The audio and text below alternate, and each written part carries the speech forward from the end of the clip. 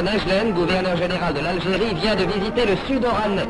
À Tindouf, première étape de son voyage, il était rejoint par le général Juin, résident général au Maroc, avec lequel il devait passer en revue la garnison méhariste du Borge.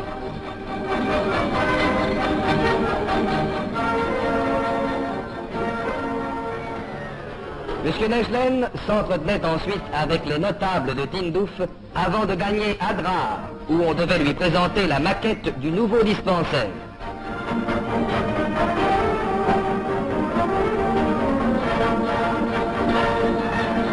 Après Adrar, c'est Gériville qui accueillait le gouverneur général, qui devait procéder à une remise de décoration à 2 notables de la ville.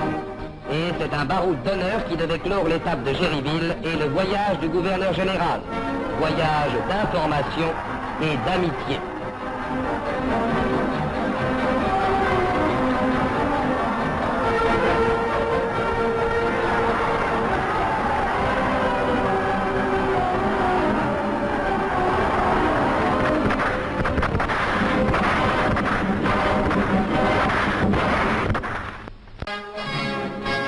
Monsieur le ministre Nejlen, gouverneur général de l'Algérie, en visite d'inspection dans les territoires du Sud, s'est rendu à Mourzouk pour y célébrer le 10e anniversaire du raid franco-anglais contre la place forte des oasis italiennes.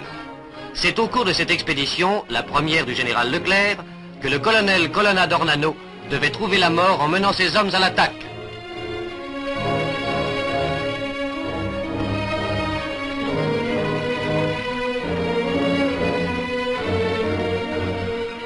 Un peu plus tard, à Seba, le gouverneur général devait inaugurer la nouvelle école destinée aux enfants de la région qui pourront s'y instruire dans des conditions naguère inconnues aux Fezzan.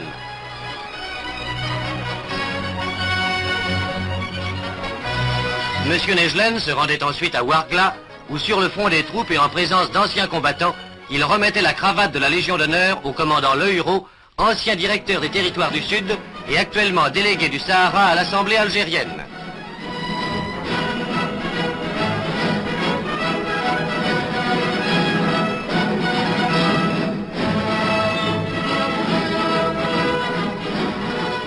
À Djamma, le gouverneur général inaugurait le nouvel hôpital qui abritera dorénavant les anciens combattants invalides de la région, ainsi que tous les malades civils, qui pourront profiter d'une installation ultramoderne, semblable aux dernières réalisations de la métropole.